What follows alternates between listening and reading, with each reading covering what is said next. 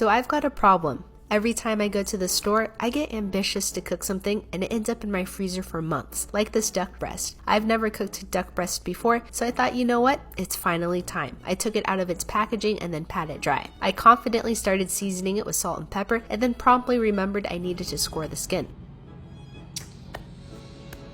Jeez Louise. We were off to a great start, so I did the first score and it was way too deep. On the second one, I went a little bit lighter, still deep, but a bit better. Third score was more of what I was looking for. I scored them both ways, and then it was ready to finish seasoning. Salt and pepper on both sides, and then it was time to cook. I was deciding between a non-stick pan and the stainless steel, but since this is my first time cooking the duck breast, I wanted to minimize the risk of messing up the thing. My record isn't the best with stainless steel, so non-stick it is. I'm going to render out the fat in the cold pan and turn the heat to medium. I kept telling myself to stay patient and not to up the heat because that's when things go south. And this right here is about 6 minutes in. This just happened while I was grabbing something out of the cabinets.